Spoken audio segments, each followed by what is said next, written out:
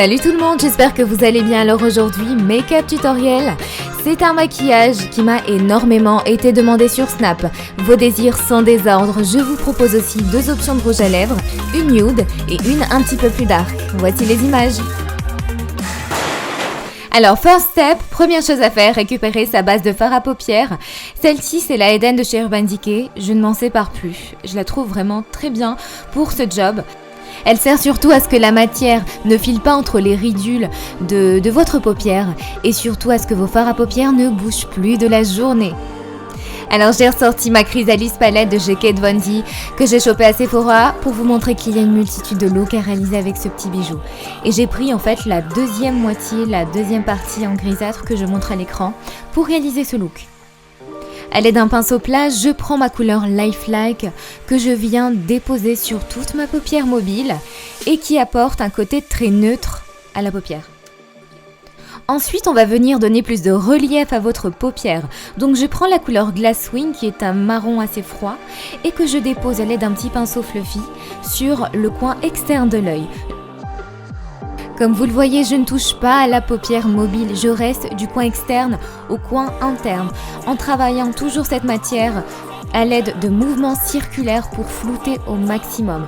Il faut savoir que c'est le seul fard sombre et c'est le seul fard qui va servir à apporter ce relief souhaité. Alors plus vous en mettrez à petite dose, mieux c'est. Bien évidemment, n'hésitez pas à accentuer sur le coin externe de l'œil pour apporter cette intensité supplémentaire. Comme à l'accoutumée, on vient estomper avec un pinceau sans matière du coin externe de l'œil au coin interne. On s'occupe du cœur même de ce maquillage, c'est-à-dire la paupière mobile avec la couleur grise. Je prends le fard Mélancolia qui est un gris nacré que j'applique sur la paupière mobile, mais de manière très précise. Je ne dépasse pas de la paupière mobile.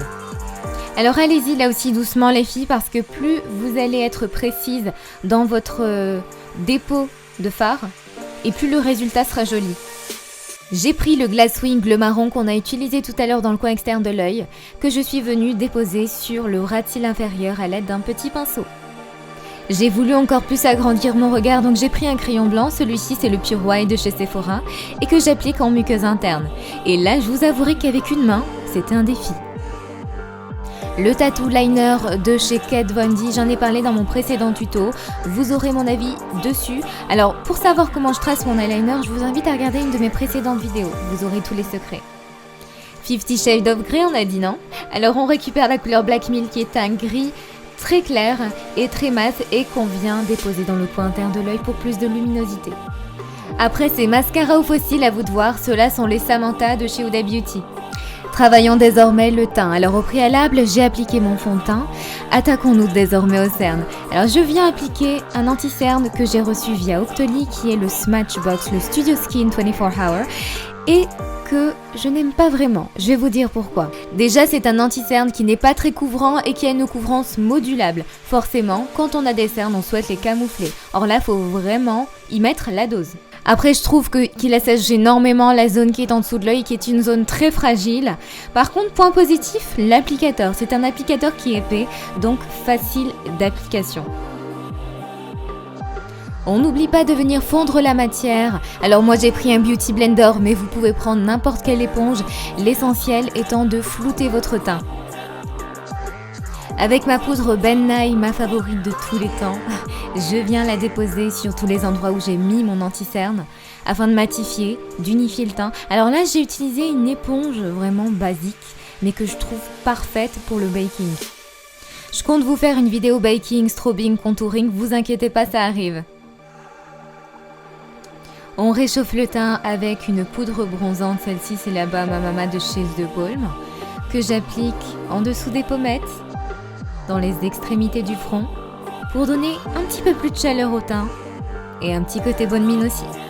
Là on parle pas de contouring, c'est simplement pour réchauffer le teint. En plus de ça, elle n'a aucun sous-ton orangé, donc rien que pour ça je valide. Ce blush de chez Sleek, je vous le conseille vivement. Comme son nom l'indique, puisqu'il porte la référence Rose Gold, c'est un rose qui a des petits effets nacrés dorés. En termes de pigmentation, Sleek, ils n'ont plus rien à prouver. Il est très très bien pigmenté ce petit blush là. Vous le trouvez, il me semble, chez Sephora, mais je vous mettrai le lien de ce blush en barre d'infos. La partie dont toutes les filles raffolent, l'application de l'highlighter. Cet highlighter, c'est le Marie Luminizer de chez The Balm Cosmetics. On ne le présente plus aussi, puisque c'est vraiment un indispensable. Vous l'appliquez sur le bombé de vos joues, vous pouvez aussi l'appliquer sur les extrémités de votre front, vous le verrez en image, mais aussi sur le bout de votre nez. Alors le pinceau que j'utilise ici, c'est le numéro 23 de chez Anastasia Beverly Hills. C'est un pinceau dont je ne me sépare plus, puisqu'il a vraiment la forme parfaite pour l'application de cet highlighter. Alors on n'hésite pas à jouer avec les lumières. Et puis surtout, j'ai envie de vous dire, on savoure l'instant. On finalise notre maquillage avec un joli rouge à lèvres. Celui-ci, c'est le Burnt Spice de chez MAC Cosmetics que j'ai reçu aussi via Octoly. Alors autant vous dire que celui-là, quand je le porte, j'en ai constamment des compliments. C'est le nude par excellence. J'ai déjà eu des rouges à lèvres liquides MAC, cependant il me semble qu'ils ont revu leur formulation et cette formulation-là ne dessèche pas les lèvres. Pour finir l'applicateur de ce rouge à lèvres liquide, il n'y en a pas deux comme celui-ci, il est vraiment bien. N'hésitez pas à les swatcher, les nouvelles teintes des rouges à lèvres liquides MAC Cosmetics en magasin, vous verrez, elles sont canons. Je vous ai montré la première option, voici la deuxième option de rouge à lèvres liquide. Et c'est le Stone Fox, un rouge à lèvres gris et mat, un NYX Cosmetics liquide suède que je porte sur cette vidéo. J'aime porter ce lipstick quand j'ai envie d'opter pour un look un petit peu plus dark, un petit peu plus rebelle. Et vous le voyez tout aussi bien que moi, ce maquillage se marie parfaitement, que ce soit avec un rouge à lèvres nude, mais aussi avec un rouge à lèvres plus sombre. C'est la fin de ce tuto mes chéris, mettez-moi en commentaire si vous préférez le rouge à lèvres sombre ou le rouge à lèvres nude. Moi je vous fais plein de gros bisous, n'hésitez pas à vous abonner, à bientôt.